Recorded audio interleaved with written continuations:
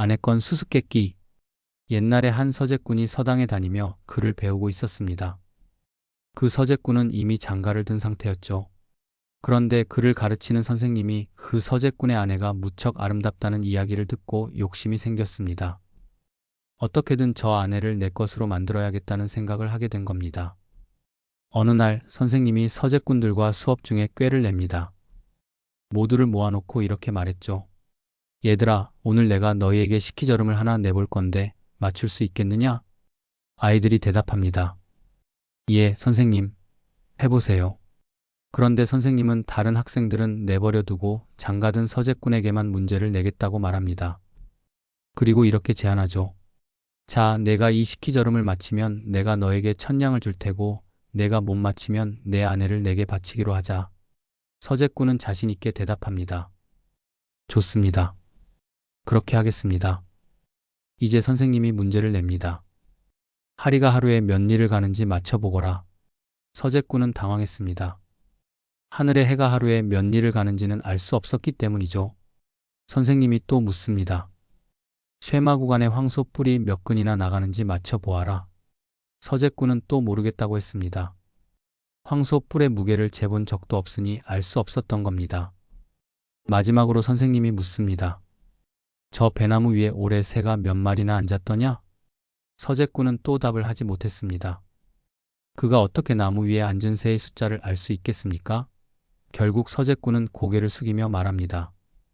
졌습니다. 선생님은 만족스러운 듯 말합니다. 그럼 약속대로 내 아내를 내게 바쳐야지. 서재꾼은 어쩔 수 없이 대답합니다. 예, 그렇게 하겠습니다. 서재꾼이 집으로 돌아왔습니다. 그런데 집에 와서도 밥도 먹지 않고 문을 꽉 닫고 방 안에 틀어박혀 있었습니다. 아내가 걱정이 되어 물었습니다. 무슨 걱정이 있어서 밥도 안 드시고 그러세요? 남편이 대답을 안 합니다. 할 말이 있으면 말로 하고 문 좀 열어줘요. 그래서 남편이 문을 열고 근심 가득한 얼굴로 말을 꺼냈습니다. 내가 이제 당신을 선생님한테 바쳐야 할 것 같소. 그 말을 들은 아내는 태연하게 대답합니다. 걱정 마세요. 밥부터 드시고 나랑 같이 가요. 그렇게 아내가 차려준 점심을 먹고 둘이 함께 서당으로 갔습니다. 둘이 서당에 도착하자 선생님은 멀리서 그들을 보고 기뻐하며 말했습니다. 오, 여기 오셨군. 어서 오시게. 아내가 선생님에게 말했습니다. 선생님, 식기저름을 아주 잘 내신다면서요? 선생님이 으쓱하며 대답했습니다. 그렇지, 내가 식기저름 잘하지. 아내는 당당히 말했습니다. 제가 문제를 풀어보겠습니다. 하루 해가 몇 리를 가는지 말해보아라. 하루에는 50리밖에 가지 않습니다. 왜 50리밖에 안 가느냐? 제 친정이 딱 50리 거리인데 해가 뜰 때 시가에서 나와 친정집 대문 안에 들어서면 해가 집니다. 그러니 해는 하루에 50리밖에 안 가는 겁니다. 선생님은 감탄하며 말했습니다. 에이, 전혀 똑똑하네. 쇠마구간 황소 뿔이 몇 근인지 말해보아라. 엊그제 제가 잡아서 달아봤는데 2근 반 나가더군요. 선생님은 또 감탄했습니다. 에이, 전혀 똑똑하네. 배나무 위에 새가 몇 마리가 앉았더냐? 배나무 꼭대기마다 새가 다 앉았더군요. 그래서 꼭대기 수를 세어봤더니 60몇 개였습니다. 그러니 새도 60몇 마리였죠. 선생님은 더 이상 할 말이 없었습니다. 졌네, 졌어. 아내는 미소를 지으며 말했습니다. 그럼 약속하신 1000냥 내놓으세요. 선생님은 돈 1000냥을 내놓을 수밖에 없었습니다. 그리고 그들은 1000냥을 받아 집으로 돌아갔습니다. 주의. 이 이야기는 지혜와 침착함이 어려운 상황을 이겨낼 수 있음을 보여줍니다. 선생님의 탐욕은 결국 큰 손해를 가져왔지만 아내는 침착하게 상황을 분석하고 대처하여 위기를 극복했습니다. 이를 통해 지나친 욕심은 자신에게 해를 끼칠 수 있다는 점을 경고하며 신중한 약속과 행동의 중요성을 일깨웁니다. 또한 서재꾼이 자신의 어려움을 아내에게 솔직히 털어놓고 아내가 이를 함께 해결한 과정은 가족 간의 신뢰와 협력이 얼마나 중요한지 잘 보여줍니다. 더불어 아내의 긍정적이고 냉철한 태도는 문제 상황에서도 당황하지 않고 해결책을 찾아내는 지혜의 본보기라 할 수 있습니다. 이 이야기는 탐욕보다 지혜가, 혼자보다 협력이 더 강하다는 삶의 중요한 교훈을 담고 있습니다. 평양아 씨의 지혜와 성실함으로 이룬 가문이 화합.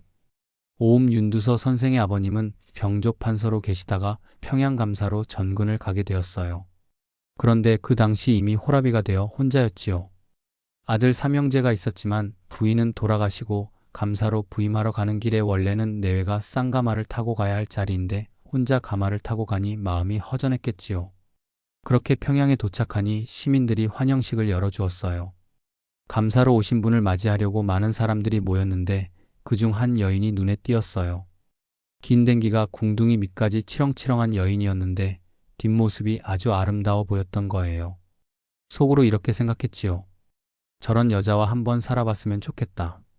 하지만 그런 마음을 바로 드러낼 수는 없었지요. 그날은 환영식을 마치고 돌아갔고 이튿날 이방이 문안을 왔어요. 안녕히 주무셨습니까? 잘 잤다. 그런데 이 평양에 긴 댕기를 하고 다니는 노처녀가 있는데 누구 딸인지 알아보고 오너라. 이방은 깜짝 놀랐어요.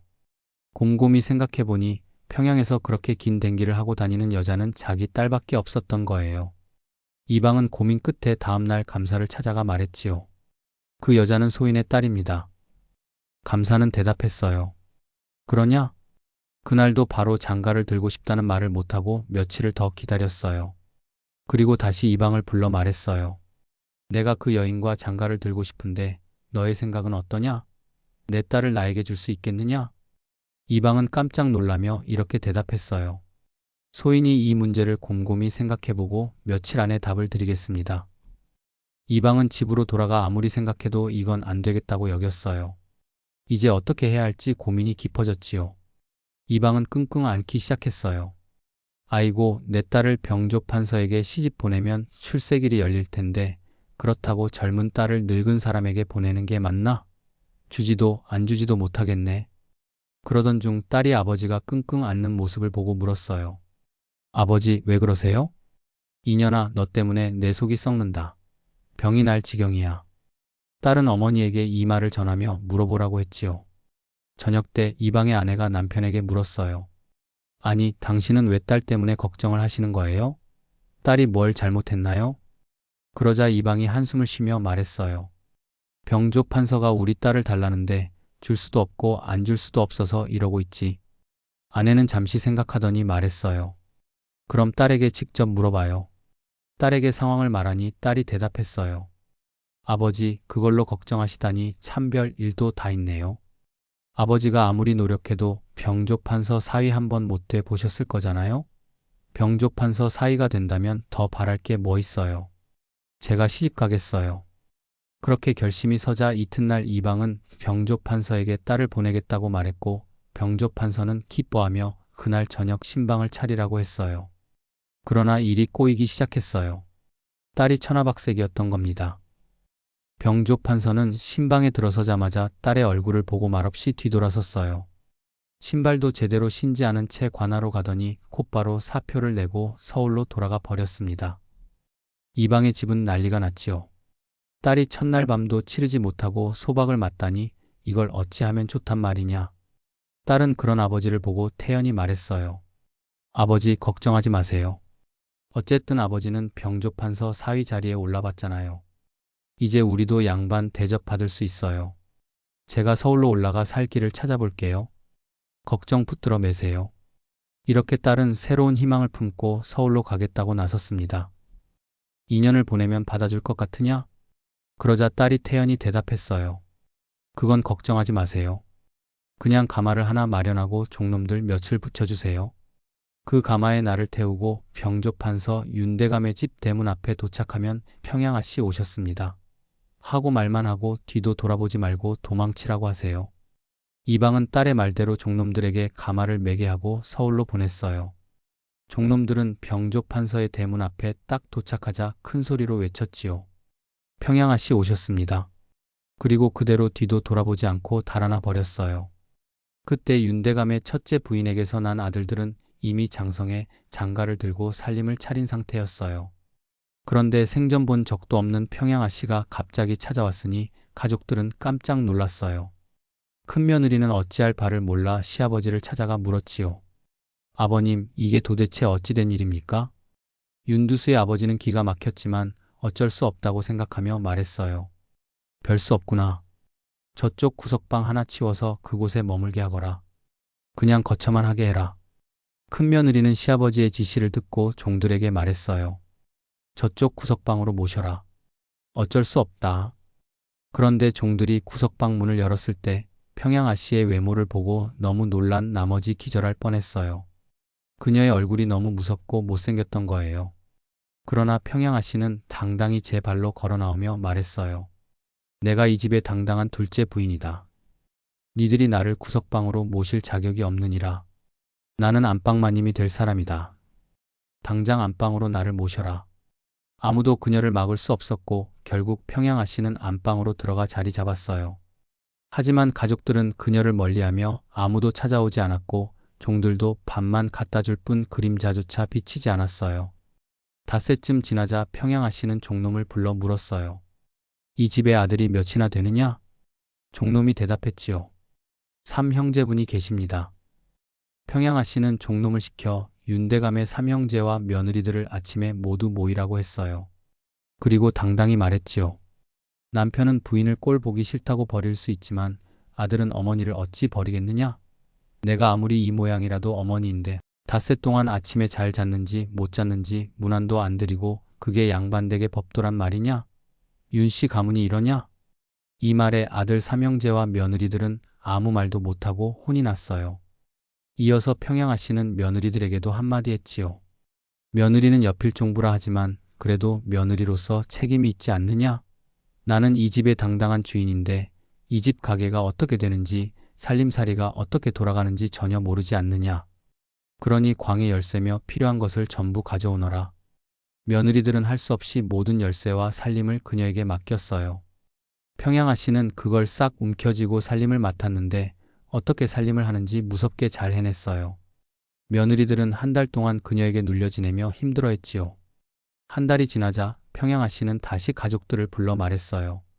안방마님 노릇은 내가 한 달이면 충분하다. 이제 살림은 너희가 다시 맡아서 해라. 그렇게 살림살이를 며느리들에게 돌려주었지만 그녀의 부지런함과 손재주는 윤대감의 마음을 움직였어요. 그녀는 윤대감의 버선이며 의관, 망건 같은 것을 손수 만들어 주었는데 어찌나 잘 만들었는지 윤대감의 마음에 정이 붙기 시작했지요. 윤대감은 점점 안방을 드나들기 시작했고 결국 평양 아씨와 함께 살게 되었어요. 그들 사이에서 아들 3형제가 태어났습니다. 큰아들은 오음 윤두서 선생, 둘째는 월사 윤군수 선생, 셋째 아들은 이름이 전해지지 않았지만 모두 훌륭한 가문을 잇는 인물이 되었지요. 주에 이 이야기는 첫인상에 의존한 판단이 얼마나 부정확할 수 있는지를 보여줍니다. 윤두서의 아버지는 평양 아씨의 외모에 실망의 등을 돌렸지만 그녀의 성실함과 능력을 알게 된 후 마음을 바꾸었습니다. 이는 첫인상만으로 사람을 평가하거나 섣부르게 판단하면 중요한 가치를 놓칠 수 있음을 일깨웁니다. 평양 아씨는 책임감과 지혜로운 행동으로 가족의 중심에 섰습니다. 살림을 무섭게 잘 꾸려나가며 가게를 철저히 관리한 그녀는 결국 가족의 신뢰를 얻고 윤대감의 마음을 사로잡았습니다. 책임감과 지혜는 가정과 공동체를 안정시키는 데 필수적인 요소임을 잘 보여줍니다. 그녀의 성실함과 노력은 관계를 변화시키는 힘이 되었습니다. 버선, 의관, 망건 등을 손수 만들어 윤대감의 마음을 움직인 그녀의 부지런함과 정성은 냉랭했던 관계를 따뜻하게 변화시키는 계기가 되었습니다. 꾸준한 노력과 진심 어린 행동이 사람 사이의 관계를 개선할 수 있음을 보여줍니다. 옛날의 말입니다. 나라 상납금을 1000냥 빚지면 그 돈을 못 갚으면 목숨을 내놔야 하는 그런 형벌이 있었다 카더라요. 어느 날 내우가 살고 아들 하나 쪼매난 거 데리고 사는 집이 있었는데 그 집 남자가 술바지와 노름도박에 빠져 살다 보니 집안 살림을 하나도 못 챙겼다 아입니까? 그러다가 결국 나라 상납금 1000냥을 빚지게 된 기라. 아무리 해도 그 돈을 갚을 능력이 없어서 관가에 잡혀갔다 아입니까? 관가는 기한을 정해줬다 카대요. 아무 날까지 돈을 안 가져오면 그날은 내 목숨을 끊는 날이다. 이라고 말미를 받은 거라. 그 집 할머니는 남편을 빼내야 하는데 수중에 돈이 없는 기라. 그래서 매일매일 수심에 잠겨 밥도 못 먹고 있었더라요. 그걸 본 7살짜리 아들이 물었다 카대요. 엄매, 왜 밥도 안 잡수시고 그렇게 걱정을 하십니까? 그건 네 아릴이 아이다.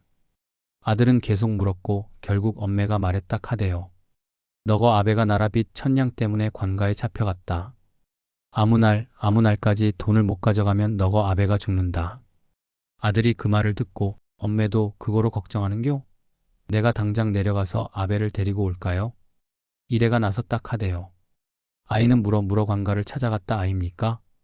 아베를 구하려고 7살짜리 아가 관가에 찾아갔다 카입니다. 그라가서 아무 말도 없이 관가 문 앞에 서서 울고불고 통곡을 했다 카대요. 내 아베 내놔라. 이러고 죽어라 욕을 하면서 막 울었다 카입니다. 그 아가 막 울고불고 통곡을 하며 욕설까지 마구 해대니까 관가 하졸이 고을 원님께 이 사실을 알렸다 아입니까? 원님, 이런 일이 있었습니다. 작은 애가 와서 통곡하고 욕설까지 하고 있는데 이 아이를 어찌해야 하겠습니까? 원님도 참 난감했는지 이렇게 말했다 카대요. 아무리 그래도 이 애 하나를 풀어주면 뒤에 또 이런 일이 생기면 어쩌겠노?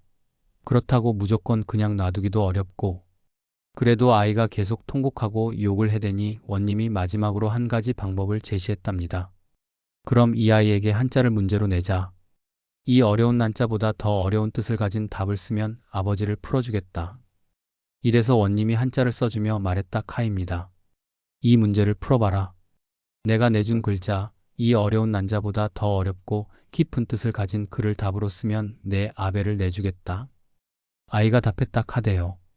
오모 청춘과분하니요. 저 우리 오매가 청춘의 과부되기 이롭고 청춘의 과부되기 이롭다 이 말이라. 그래 저 7세동 자실분하니다. 7살 묵는 동자가 애비 잃기 이롭고 이래 답을 밑에다가 쓴 기라. 그 원이 내준 그 글자 밑에다가 2가지 써놨다. 인자. 3가지를 하는데 인살인지 대동난이라. 일이 쿠는 기라. 사람이 사람 죽이기가 더 이롭다. 사람이 사람 죽이기가 이러본 거 아이가? 3가지 이놈을 이래 써서 상소 떡 해놨다. 해놓은 게 고을원이 가만히 생각디마는 아, 이놈이 장래에 큰내기 될 놈이구나. 이래가 안 된다. 이래 마주자. 결국 아버지는 석방되었고 가족은 다시 함께 살게 되었다 카입니다. 주해. 이 이야기는 사람의 생명이 법이나 규칙보다 더 중요한 가치임을 일깨워준다. 원님이 아이의 답변에서 깨달음을 얻어 아버지를 석방한 것은 인간의 생명의 무게를 가볍게 여겨서는 안 된다는 메시지를 전달한다.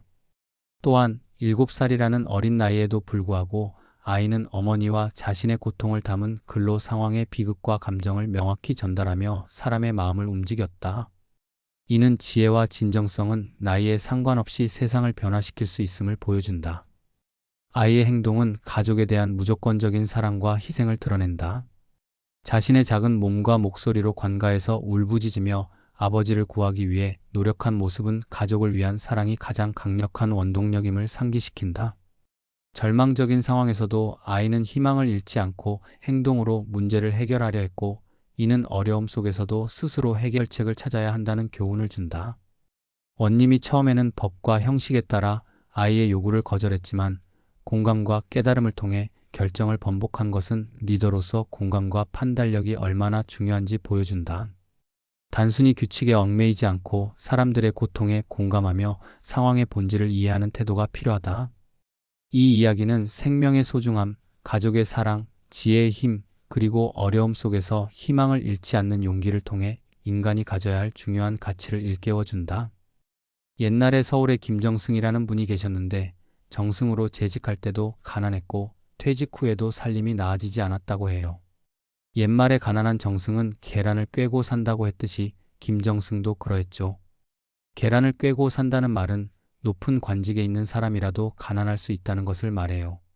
계란처럼 작고 깨지기 쉬운 것을 꿰어서 마치 줄에 매달아 놓고 살림을 연명하는 것처럼 보이는 모습을 뜻한데, 즉 높은 자리에서 존경받는 위치에 있지만 실제 생활은 몹시 어려워 생계를 유지하기 힘든 사람을 나타내는 말이죠. 그런데 이 김정승에게는 아들이 하나 있었는데 며느리를 보고 얼마 지나지 않아 그만 세상을 떠났어요. 김정승 아들은 아버지가 돌아가신 후 그저 책만 들여다보고 있었어요. 집안이 굶든 먹든 상관없이 하루 종일 책만 읽고 있었던 거죠. 결국 어머니가 너무 딱해서 아들에게 이렇게 말했어요. 얘야, 글 읽는 것도 좋지만 우리 식구가 사흘째 굶고 있지 않니? 사람이 밥은 먹어야 살지 이러다 굶어 죽으면 어쩌겠니? 그 말을 듣고 아들은 생각했어요. 내가 이렇게 살아서 뭐 하나? 어머니 말씀이 맞긴 한데 나는 아무것도 할 줄 모르니 이제 나가서 한번 부딪혀보자. 그래서 그날 허름한 옷을 걸치고 낡은 갓을 쓴 채 무작정 집을 나섰어요. 그런데 그날따라 비가 오고 있었어요. 길을 걷다 보니 큰 길로 가지 못하고 작은 길로 접어들게 되었고 결국 깊은 골짜기로 들어가게 되었어요. 골짜기를 지나던 중 비를 피해 쉬려고 보니 앞에 웬 여자가 뭔가를 머리에 이고 가고 있었어요. 그 뒤에는 부잣집 며느리처럼 잘 차려입은 여자가 따라오고 있었죠. 비는 점점 더 세차게 내렸고 그들은 모두 한 곳으로 향하고 있었습니다. 그렇게 걷다 보니 골짜기 어귀에 작은 당집이 하나 보였어요. 그는 그곳에서 비를 피하기로 하고 들어갔죠. 그런데 잠시 후 아까 보았던 사람들이 그 당집으로 따라 들어오는 겁니다. 그는 속으로 생각했어요. 아, 이분들은 여기 와서 무언가 치성을 드리려나 보다. 내가 여기 있어서는 안 되겠다. 결국 그는 당집에서 나와 처마 아래로 비를 피하며 섰답니다. 당집에 들어갔던 사람들은 떡을 준비해 와서 제사를 지내더랍니다. 제사를 마치고 떠나려던 그들 중 한 사람이 말했어요. 아까 보니 저 손님이 계시던데 우리가 이 떡을 그냥 가져가면 안 되겠지. 그러자 하인이 말했죠. 그런데 드릴 데가 없네요. 그래도 손님께 드리지 않을 수는 없으니 모셔서 드실 만큼 드시게 한 다음 나머지를 가져갑시다. 내가 한번 청해보겠소. 그렇게 몸종인 여자가 밖으로 나와 김정승의 아들에게 들어오라고 청했어요. 하지만 아들은 양반 체면에 들어가기 어렵다며 거절했죠. 그래도 자꾸 청하니 부득이하게 들어갔습니다. 들어가서는 음식을 먹으라 했지만 체면상 많이 먹지도 못하고 조금만 먹고 자리를 떴습니다. 그러자 그들이 말했어요. 이제 됐어, 가져가자. 그렇게 음식을 싸서 머리에 이고 문 밖으로 나왔는데 몸종 여자가 갑자기 울며 움직이지 않더랍니다. 그러더니 다시 돌아서며 말했죠. 날도 이렇게 비가 오니 저 손님을 모시고 갑시다. 다른 이들도 동의하며 그 아들에게 말했어요. 손님, 우리 집 주인이 말씀하시기를 비도 오는데 여기 계시는 것보단 집으로 가시는 게 낫다고 하십니다. 함께 가시죠. 김정승의 아들은 처음엔 초면이라며 거듭 사양했지만 계속 권하니 결국 따라 나섰습니다. 그들이 데리고 가는 길을 보니 처음 왔던 좁은 길은 사라지고 넓고 큰 대로가 나타났습니다. 그 길을 따라가다 보니 웅장한 대궐 같은 집이 나왔고 집 안은 텅 비어 있었죠. 그들은 대문이 아닌 뒷문으로 데려가더니 뒤뜰을 지나 안방으로 모셔드렸어요. 안방에 앉아있자니 누군가 말했죠. 손님, 목욕하셔야지요. 김정승의 아들은 깜짝 놀라며 말했어요. 목욕이라니요? 제가 왜요? 그래도 부득이 따라 나가 목욕을 했고 목욕을 마치자 새 옷을 내어주며 갈아입으라고 했습니다. 그렇게 옷을 갈아입고 다시 들어오자 만건까지 가져다 주었고 이어 점심상을 차려주었는데 정말 훌륭하게 차려진 음식이었답니다. 그렇게 대접을 받고 나니 집의 주인이 말했습니다. 이제 당신은 갈 데가 없으니 우리 집 주인이 되어 주십시오. 저는 오랜 세월 이곳에서 살다가 당신을 만나게 되었으니 이제 이 집은 당신의 것입니다. 그때부터 김정승의 아들은 그 집에서 살며 주인 노릇을 하게 되었고 고생 끝에 드디어 횡재를 만났다고 합니다. 그러다가 김정승의 아들이 어느 날 문득 생각하니 자기 아버지 제사가 사흘 뒤로 다가왔다는 거예요. 근데 자신은 이렇게 남의 집에서 호강하며 지내고 있으니 마음이 답답했죠. 아내가 그런 남편을 보고 물었습니다. 왜 그러시오? 아버지 제사가 사흘밖에 안 남았는데 나는 이렇게 여기서 편히 지내면서 우리 집에는 제사 준비할 돈도 없고 어머니와 처가 굶고 있을지 모른다 생각하니 마음이 막막해서 그런다오. 그러자 아내가 말했어요. 괜찮아요. 사람이 살다 보면 먹을 것도 생기고 입을 것도 마련되겠지요. 너무 걱정 마세요. 그럼 모레 제사에 가시면 되잖아요? 가야지요. 하지만 그래도 마음이 불편하오. 걱정하지 말고 다녀오세요. 그렇게 사흘 후 김정승의 아들이 떠나려 하니 집에서 말을 한 마리 마련해주고 여비로 돈 성냥만 주더랍니다. 쌀이나 다른 물건은 아무것도 주지 않았어요. 그냥 다녀오십시오. 김정승의 아들은 그 말을 타고 고향으로 갔습니다. 자기 집 근처에 도착하니 예전에 없던 기와집이 웅장하게 서 있는 걸 보고 깜짝 놀랐습니다. 우리 집이 망해서 어머니와 처가 떠났고 다른 누군가가 이 터에 집을 짓고 살고 있구나. 이런 생각이 들어 말에서 내려 울타리 밖에 서서 서성이고 있었습니다.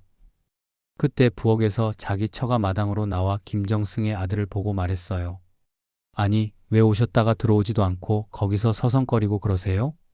아니, 이 집이 누구 집인지 내가 와보니 우리 집인데 어떻게 이렇게 대궐 같은 집이 여기에 세워졌는지 모르겠소. 그러자 처가 대뜸 말하더랍니다. 이게 다 당신이 벌어다 준 돈 아니에요? 아니, 내가 무슨 돈을 벌었다고. 괜찮으니 그냥 들어오세요. 집에 들어가니 어머니가 아들에게 말했습니다. 네가 떠난 후 며칠 지나지 않아 쌀과 돈이 도착해서 집을 이렇게 다시 짓고 지금은 우리가 이렇게 부자로 살고 있단다. 그 말을 듣고 김정승의 아들은 깨달았죠. 아, 그분이 내 집 주소를 물어보더니 내가 말하지 않아도 우리 집을 이렇게 도와주셨구나. 그날 밤 제사를 지낸 후에 아내가 말했어요. 서방님, 오늘 밤엔 여기서 주무시지 마세요. 그분에게 큰 신세를 졌으니 하루라도 빨리 돌아가 그분의 마음을 편히 해드리는 게 맞지 않겠어요? 우리는 괜찮으니 걱정 마시고요. 시어머니도 거들며 말했습니다. 그래, 어서 가거라. 그렇게 제사를 마치고 날이 셋째 아침에 김정승의 아들은 말을 타고 다시 그 집으로 떠났답니다. 김정승의 아들이 그 여자 집으로 돌아가던 길이었어요. 큰 들판을 건너고 있는데 들 한복판쯤 갔을 때 갑자기 누군가 뒤에서 부르더랍니다. 준선아, 준선아. 놀란 준선은 이 벌판에서 누가 내 이름을 알고 부르나? 싶어 멈춰섰습니다. 그러자 한 사람이 다가오며 말했어요. 너 준선이 맞지? 예, 맞습니다. 나는 저승에서 온 귀신이다. 너의 아버지와 내가 같은 옥에서 살았던 옥중 친구이다. 너희 아버지가 오늘 밤 제사라며 나를 보내면서 이렇게 말했다. 우리 아들이 오늘 내 제사를 보러 온다. 죽을 위기에 처했으니 내가 가서 살려라. 그래서 내가 너를 찾아온 거다. 준선은 깜짝 놀라 아무 말도 못했죠. 귀신은 말을 이어갔습니다. 지금 너와 함께 사는 그 여자는 사람이 아니다. 구렁이다. 뱀인데 지금 너를 속여 망치려고 하고 있다. 내 아버지가 나에게 너를 구하라고 했으니 내가 시키는 대로 해야 한다. 먼저 오늘 집에 조용히 들어가라. 문구녕을 뚫고 방 안을 들여다보면 구렁이가 누워있을 거다. 그걸 확인한 후 다시 나와서 말을 타고 방울 소리를 내며 당당히 들어가라. 그러면 구렁이는 모습을 감추고 각시 모습으로 나타날 것이다. 그리고 아침이 되면 잘 차린 밥상을 가져올 텐데 그 여자가 너에게 김으로 쌈을 싸서 입에 넣어줄 거다. 그걸 씹고 삼켜야 한다. 절대 뱉으면 안 된다. 그렇게 해야 내가 살아남는다. 이 말을 명심해라. 나는 너의 아버지가 부탁한 말을 전했으니 이제 떠난다. 귀신은 그렇게 말하고 사라졌습니다. 준서는 두려운 마음으로 말을 타고 집으로 갔어요. 집에 가까워지자 말을 멀리 매놓고 조용히 다가가 침을 발라 문구녕을 뚫어 안을 들여다보았죠. 정말로 구렁이가 방 안구들에 누워있는 게 보였어요. 이게 틀림없구나. 준서는 생각하며 조용히 물러나와 말을 타고 방울 소리를 내며 집으로 들어갔습니다. 그러자 구렁이는 감쪽같이 사라지고 각시가 평소처럼 나와 맞이했습니다. 그날 밤은 별일 없이 지났고 아침이 되자 정말로 귀신이 말한 대로 각시가 여러 가지 반찬을 곁들인 잘 차린 밥상을 가져왔습니다. 각시는 준선 옆에 앉아 음식을 권하며 말했죠. 이것도 드시고 저것도 드세요. 그러더니 김으로 쌈을 싸서 직접 입에 넣어 주었습니다. 준선은 귀신의 말을 떠올리며 쌈을 받아 씹기 시작했습니다. 마음속으로 생각했어요. 내가 죽을까? 아니면 내가 죽을까? 그러다가 이런 생각이 들었습니다. 나는 여태껏 사람 노릇도 제대로 못하고 살았지만 이 구렁이가 우리 집안에 먹고 살 것을 마련해 줬으니 차라리 내가 죽고 우리 어머니와 처가 잘 사는 게 낫지 않을까? 결국 준선은 결심하고 쌈을 꿀떡 삼켰습니다. 준선이 김으로 쌈을 받아 꿀떡 삼키니 각시가 옆에서 갑자기 그의 무릎을 딱 치며 말했어요. 됐습니다. 각시는 준선을 바라보며 이렇게 말했죠. 그 밥을 넘기지 않았다면 당신은 죽고 나도 죽었을 겁니다. 내 구렁이 맞지요? 어젯밤에 와서 문구멍으로 들여다보고 내가 자는 걸 봤지요? 나 다 알고 있었어요. 그렇게 들여다보고 말을 타고 방울을 울리며 들어오는 것도 알았어요. 그리고 들에서 어떤 사람이 당신에게 나타난 것도 보셨죠? 준선이 대답했습니다. 예, 봤습니다. 그 사람이 뭐라 하던가요? 준선이 그때 들었던 말을 전하자 각 씨는 고개를 끄덕이며 말했어요. 사실 나와 그 사람은 하늘에서 죄를 지었습니다. 옥황상제께 죄를 짓고 벌을 받아 이 세상에 내려오게 된 거지요. 그 사람은 돼지로 태어나고 나는 구렁이로 태어났습니다. 하지만 우리가 구제해야 할 1000명을 다 구제하면 다시 인간이 될 기회를 얻는 조건이었어요. 그리고 먼저 특공하는 사람은 사람이 돼도 먼저 못하면 사람이 안 됩니다. 저 사람은 구제해야 할 1000명에서 1명이 모자랐고 나는 999명을 구하고 당신이 마지막 1000번째였습니다. 내가 당신을 구하려고 데리고 와서 함께 살았던 것을 저 사람이 시기하느라 그런 겁니다. 이제 나는 임무를 다 마쳤으니 갈 때가 되었습니다. 이제부터는 당신이 잘 살면 됩니다. 그저 내가 구렁이였던 것을 잊지 마시고 당신 덕분에 나도 임무를 완수했다는 것을 기억해 주세요. 그럼 이만 갑니다. 그렇게 말하고 각 씨는 홀연히 사라졌습니다. 집도 그녀의 흔적도 모두 없어지고 준서는 넓은 들판 위에 혼자 남아 있었습니다. 그 후 준서는 자신이 겪은 일을 떠올리며 깊이 감사하며 살았고 구렁이 각 씨 덕분에 집안은 번성하고 풍족하게 잘 살았다고 합니다. 주에 이 이야기는 진실을 마주하고 두려움을 극복하는 용기의 중요성을 보여줍니다. 때로 진실은 두려움을 동반하지만 이를 받아들이고 행동할 때 자신과 주변을 구할 수 있습니다. 또한 믿음과 결단은 삶을 변화시키는 원동력이 됩니다. 상대의 말을 신뢰하고 결단을 내린 준선의 행동은 위기에서 벗어나게 하는 열쇠가 되었습니다. 이와 더불어 인내와 선행은 결국 보답받는다는 교훈도 담겨 있습니다. 구렁이는 1000명을 구제하려는 노력을 통해 자신의 벌을 벗어나고자 했고 그 과정에서 자신도 구원을 받게 되었습니다. 마지막으로 희생은 큰 변화를 만들어낼 수 있음을 이야기합니다. 준서는 가족과 집안을 위해 자신의 생명을 걸었고 그 희생정신이 오히려 모두를 구하는 결과를 가져왔습니다. 옛날에 강소경이라는 점쟁이가 있었는데 외딸을 하나 둔 무남동녀였어. 이 딸이 관연이 됐는 뒤 강소경은 점을 잘 치는 사위를 얻고 싶었던 게야. 그래서 사위를 고르려고 괴짝을 하나 만들어 놓고 점을 치게 했어. 그 괴짝은 느릅나무로 짠 거였고 안에는 콩, 팥, 쌀이 각각 서대씩 들어있었지. 덮개를 덮어놓고선 이렇게 물었어. 이 괴짝 속에 뭐가 얼만큼 들어있는지 맞춰봐라. 그걸 맞추면 사위를 삼겠다고 했는디 그게 쉬울 리가 없잖아. 아무리 점을 치는 사람이라도 속에 뭐가 들었는지 어떻게 알겠냐고. 그래서 온갖 사람들이 와서 도전했지만 다 떨어졌어. 그렇게 3년이 지나고 나니 딸은 20 넘은 처녀가 됐고 시집 갈 기약은 없었어. 딸이 가만히 생각하니 이렇게 아버지 뜻대로 사위 고르다간 평생 시집 못 가게 생긴 거야. 그때 하루는 옹기장사가 마을을 돌아다니며 옹기 사세요, 옹기 사세요 하고 외치며 다녔어. 딸이 그 소리를 듣더니 이대로는 안 되겠다 싶어 아버지가 없는 틈을 타 옹기장사를 불렀지. 당신 옹기를 다 사줄 테니 내 말대로만 하세요.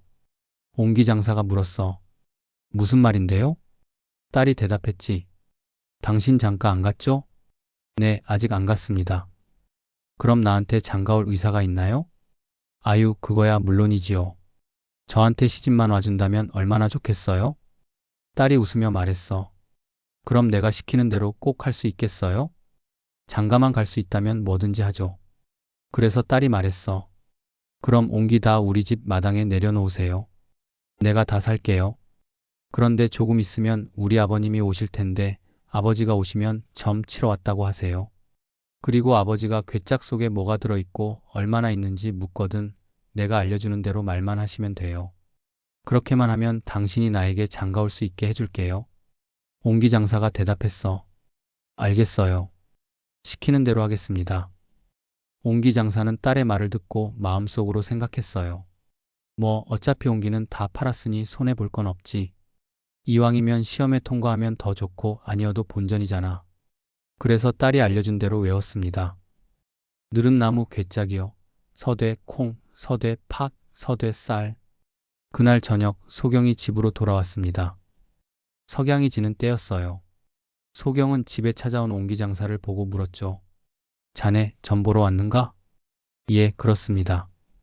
소경은 옹기장사를 사랑방으로 데려갔습니다. 거기엔 느릅 나무로 만든 괴짝이 놓여 있었죠. 이 괴짝은 무슨 나무로 만든 거냐? 옹기장사는 일부러 천천히 대답했어요. 글쎄요, 제가 뭐 대단한 점쟁이는 아니지만 옛날에 조금 배운 적은 있습니다. 제가 아는 대로 말씀드려 보겠습니다. 그리고는 말했어요. 이 괴짝은 느릅 나무로 만든 괴짝입니다. 소경이 고개를 끄덕이며 다시 물었어요. 그럼 안에 뭐가 얼마나 들었느냐? 서대 콩, 서대 팥, 서대 쌀이 들어 있습니다. 소경은 깜짝 놀랐습니다. 이런, 정확히 맞췄구먼. 이제야 내 사위를 찾았다. 자네, 우리 딸과 결혼하고 대릴 사위로 들어올 수 있겠는가? 무남동녀라서 말일세. 옹기장사는 기뻐하며 대답했죠. 예, 좋습니다. 그렇게 하겠습니다. 그렇게 옹기장사는 결혼을 하고 처가살이를 시작했어요. 그런데 딸이 보니 남편은 정말 무식한 사람이었어요. 딸은 글을 좀 알았지만 남편은 글자조차 몰랐던 거죠. 딸은 남편에게 말했습니다. 지금이라도 늦지 않았으니 나에게 글자를 배우세요. 남자가 글을 모르면 출세도 못하고 남들에게 인정도 못 받아요. 공부를 해야 합니다. 남편은 딸에게 천자문을 배우기 시작했습니다.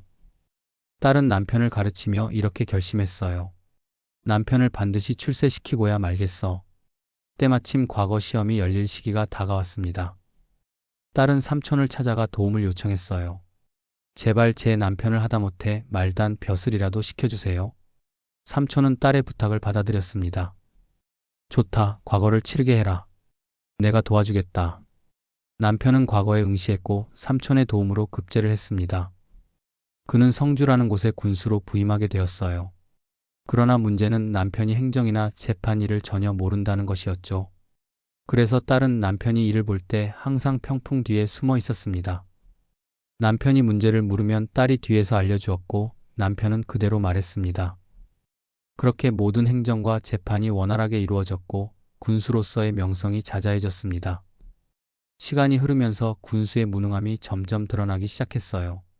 아무리 비밀이라고 해도 세월이 가면 탄로가 나게 마련이잖아요. 군수가 하는 일이 엉터리라는 걸 주변 사람들이 눈치채기 시작했어요. 특히 서울에서 내려온 감찰사가 군수와 일을 하다 보니 이상하게 느꼈어요. 이 사람 군수라면서 아는 게 하나도 없네? 이거 정말 문제인데. 감찰사는 군수의 권위보다 그의 무능함이 눈에 띄었고 이를 문제 삼을 기회를 엿보고 있었어요. 하지만 감찰사가 아무리 군수를 무시해도 군수의 부인, 즉 소경의 딸은 이 상황을 잘 알고 있었어요. 저 사람이 내 남편을 깔보네? 가만둘 수 없지. 그러나 감찰사를 내쫓으려면 명분이 필요했어요. 소경의 딸은 고민 끝에 꾀를 냈어요.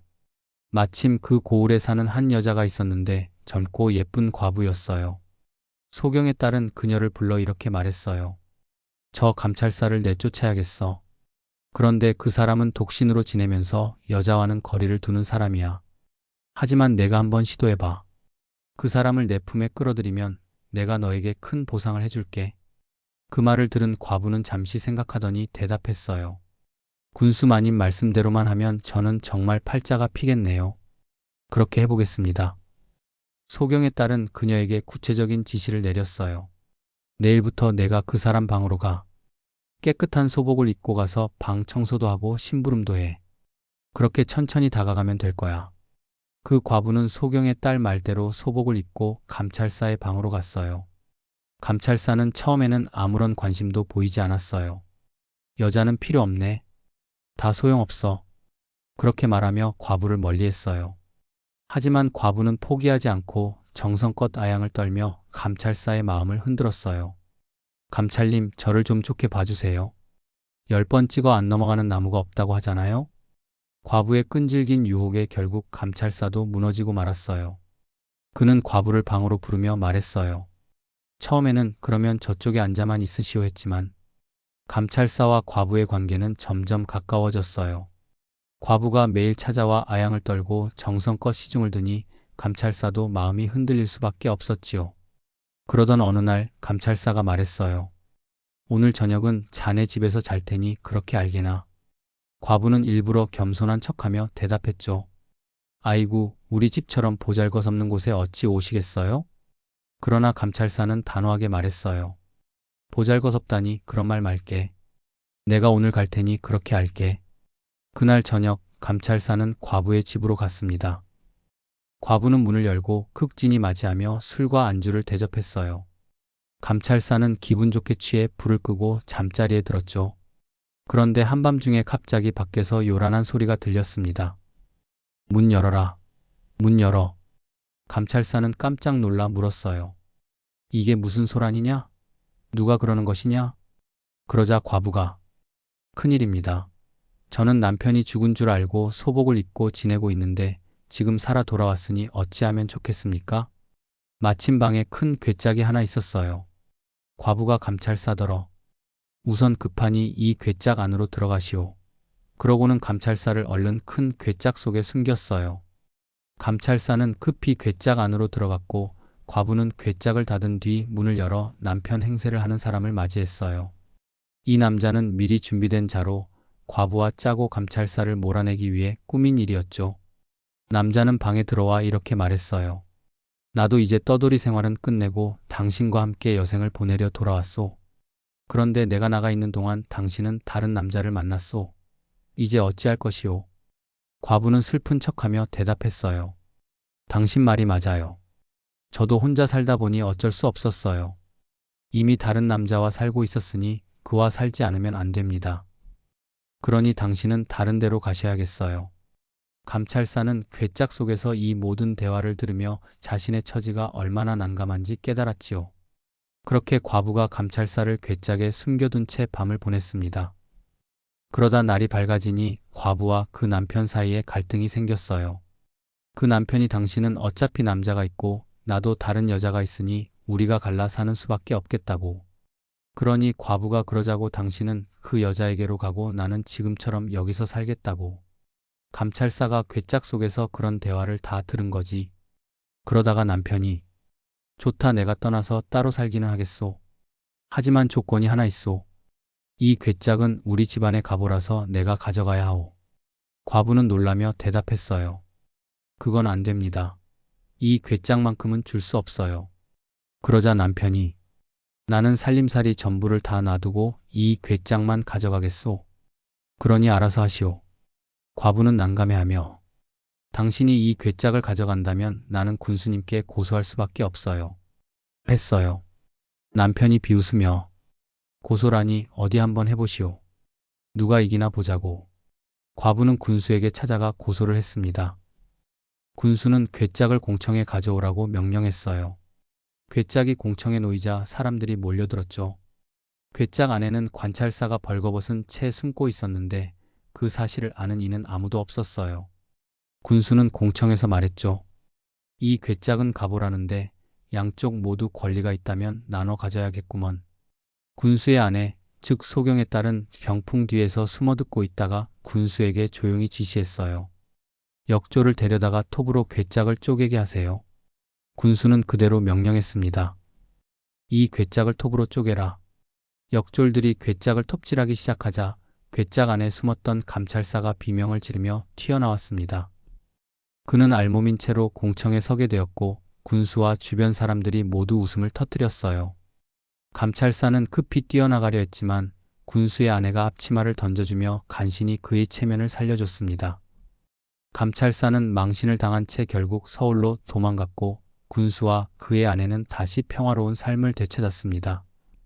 군수의 아내는 여전히 현명하게 남편을 도와 일을 처리했고 군수는 자신의 위치를 유지하며 고을을 잘 다스렸습니다. 주해. 이 이야기는 지혜와 협력, 겸손과 침착함의 중요성을 강조합니다. 군수의 아내인 소경의 딸은 현명한 판단과 꾀로 남편의 무능함을 보완하며 위기를 해결했습니다. 그녀의 지혜는 단순히 문제를 해결하는 데 그치지 않고 가족의 명예와 위신을 지키는 데 큰 역할을 했습니다. 이 과정은 문제를 해결하는 데 있어 지혜와 전략의 중요성을 보여줍니다. 군수와 그의 아내가 협력하며 위기를 극복하는 모습은 신뢰와 연대의 중요성을 상기시킵니다. 군수는 아내의 조언을 받아들이고 행동했으며 아내는 적극적으로 나서며 가족을 위한 해결책을 마련했습니다. 이는 가족 간의 협력과 신뢰가 어려운 상황을 극복하는 데 얼마나 큰 힘이 되는지를 잘 보여줍니다. 또한 지위와 권위는 단순히 타이틀로 유지되는 것이 아니라 능력과 주변의 지혜로운 도움에 의존한다는 점을 일깨워줍니다. 군수는 본래 무능한 인물이었지만 그의 아내가 지혜롭게 대처하며 상황을 관리했기에 그의 위치를 유지할 수 있었습니다. 이는 능력과 지혜가 권위의 진정한 기반임을 시사합니다. 반대로 감찰사는 자신의 위치와 능력을 과신하고 군수를 깔보는 태도를 보이다가 결국 자신의 교만함으로 인해 망신을 당하고 물러나야 했습니다. 이는 교만과 오만이 결국 스스로를 해칠 수 있음을 보여주는 교훈이 됩니다. 끝으로 군수의 아내는 여러 번의 위기 속에서도 침착함을 잃지 않고 상황을 주도하며 문제를 해결했습니다. 혼란스러운 상황에서도 차분한 태도와 지혜로운 판단이 문제 해결의 핵심이라는 점을 잘 보여줍니다. 결국 이 이야기는 지혜와 연대, 겸손과 침착함을 통해 삶의 문제를 성공적으로 극복할 수 있다는 깊은 교훈을 전달합니다. 삼정승 딸과 결혼한 아들. 옛날에 한 스님이 시주를 받으러 마을을 다니고 있었어요. 어느 마을에서 어떤 집에 시주를 요청했는데 집주인은 어린 아들에게 쌀 한 바가지를 깨끗이 담아 내보내라고 했어요. 아들은 쌀을 바구니에 담아 스님에게 드렸죠. 그런데 스님이 쌀을 받고는 입맛만 다시면서 가만히 있는 거예요. 집안에서 이 모습을 보던 아들의 어머니가 의아해하며 스님을 집 안으로 초대했어요. 스님이 집 안에 들어오자 어머니는 물었습니다. 우리 아들이 정성껏 시주를 드렸는데 왜 불만스러운 표정을 짓고 계신가요? 스님은 잠시 고민하더니 말했어요. 제가 보니 이 아이를 집에 두면 좋지 않은 일이 생길 것입니다.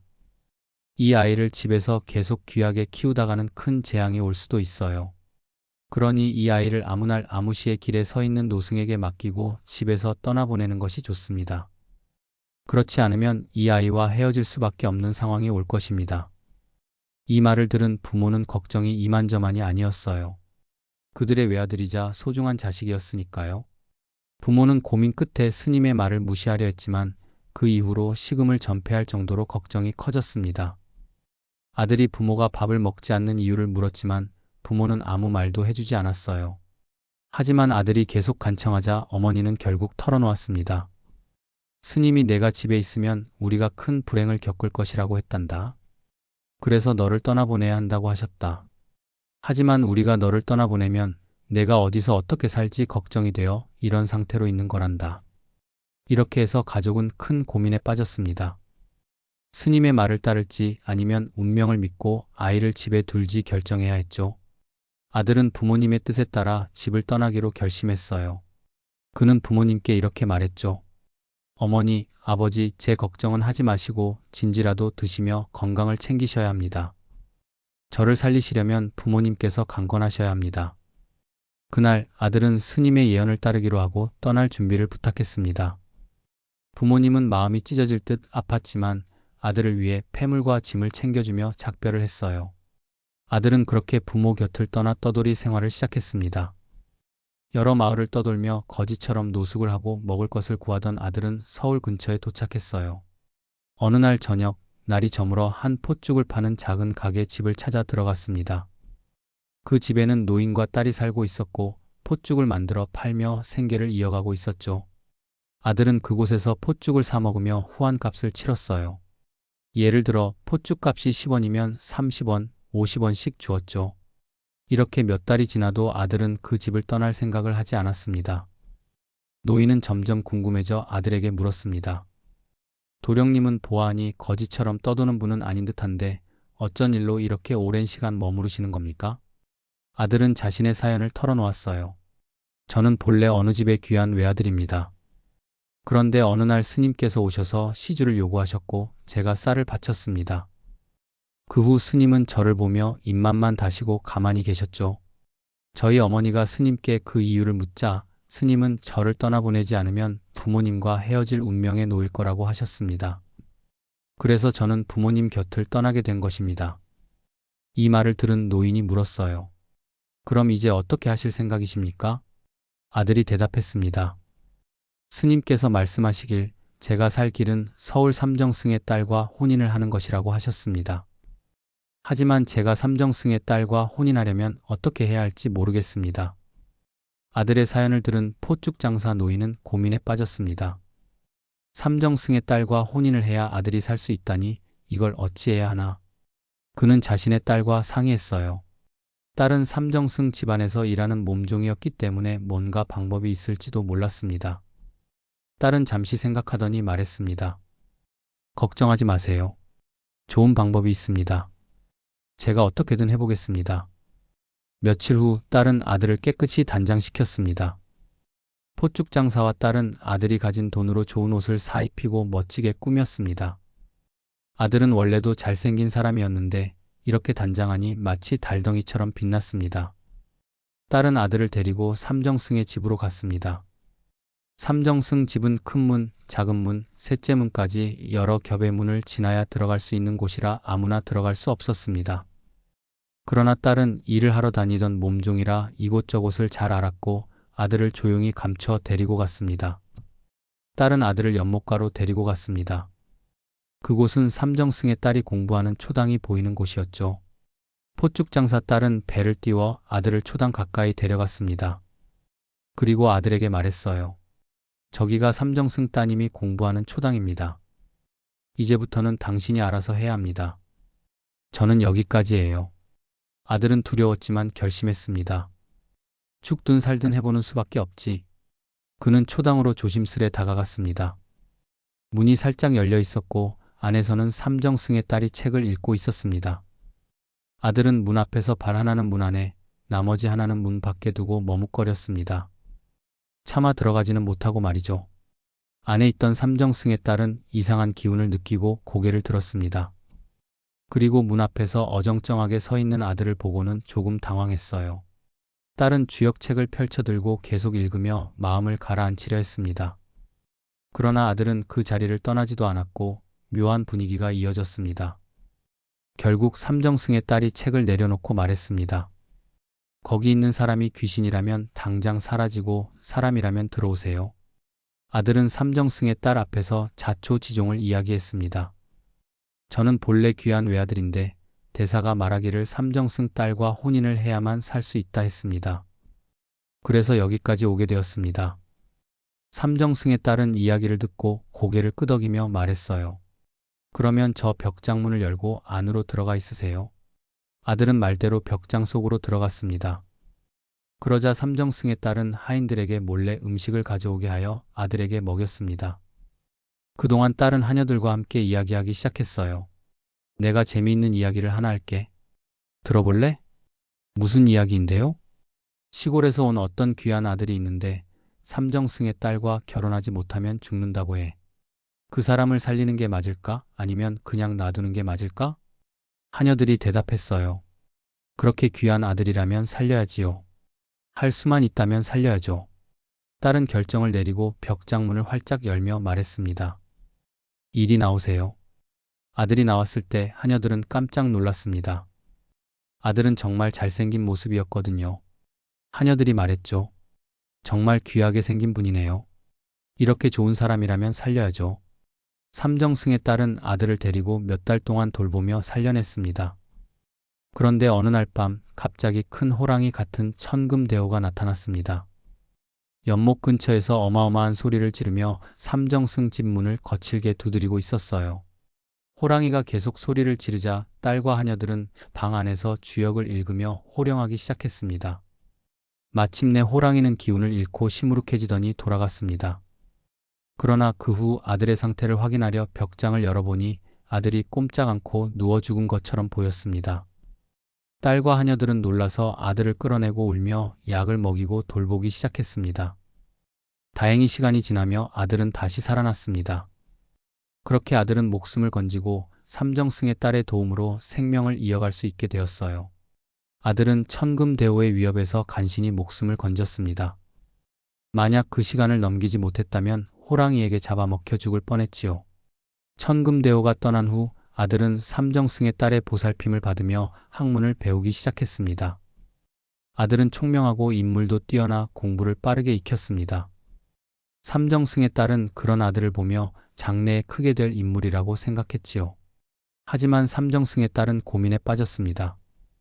내가 이렇게 아버지 몰래 그를 돌보고 있으니 이 사실을 숨길 수만은 없겠구나. 결국 딸은 부모님께 모든 사실을 고백했습니다. 아버님, 제가 이런 일을 저질렀습니다. 처분하시려면 처분하시고 살려주신다면 살려주십시오. 삼정승은 처음에는 크게 놀라고 화가 났지만 딸의 이야기를 듣고 고민에 빠졌습니다. 결국 그는 딸이 도령을 살리기 위해 한 선택을 받아들이기로 했습니다. 그렇게 되었으니 이제 이 아들과 혼인을 하여 정식으로 가족이 되거라. 그리하여 도령은 삼정승의 딸과 혼인을 하게 되었습니다. 이후 삼정승은 도령을 사위로 삼아 학문을 계속 이어갈 수 있도록 지원했고 도령은 훌륭한 인물로 성장하며 큰 성공을 이루었습니다. 그는 삼정승의 집안을 더욱 빛나게 하며 자신의 부모님까지 부유하고 귀한 대우를 받게 만들었지요. 결국 그 아들 도령은 삼정승의 딸과 함께 행복하고 풍요로운 삶을 살게 되었습니다. 주해. 이 이야기는 운명과 선택, 그리고 사람들의 지혜와 용기가 만들어내는 변화를 보여줍니다.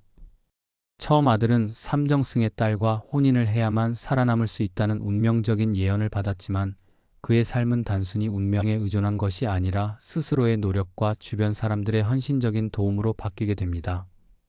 이는 운명도 결국 우리의 선택과 행동에 따라 달라질 수 있음을 알려줍니다. 또한 삼정승의 딸과 포축장사 가족이 아들을 돕기 위해 보여준 헌신과 배려는 큰 가치를 만듭니다. 그들의 도움은 아들을 살렸을 뿐 아니라 모두가 함께 풍요로운 삶을 누리는 결과로 이어졌습니다. 타인을 돕는 것은 결국 자신에게도 큰 복으로 돌아온다는 메시지를 전달합니다. 이와 함께 아들은 집을 떠나 거친 세상에서 목숨을 건 위기를 겪으면서도 희망을 잃지 않았고 그 희망은 그를 새로운 삶의 기회로 이끌었습니다. 고난 속에서도 희망을 품고 앞으로 나아가는 자세가 얼마나 중요한지를 깨닫게 합니다. 특히 삼정승의 딸은 용기와 지혜를 발휘해 어려운 상황을 극복하고 아들을 구해냈습니다. 때로는 진실을 고백하고 책임을 지는 태도가 오히려 상황을 더 나은 방향으로 이끌 수 있음을 보여줍니다. 결국 이 이야기는 타인의 도움, 자신의 노력, 그리고 용기와 지혜가 조화를 이룰 때 삶의 고난을 극복하고 성공에 이를 수 있음을 강하게 강조합니다.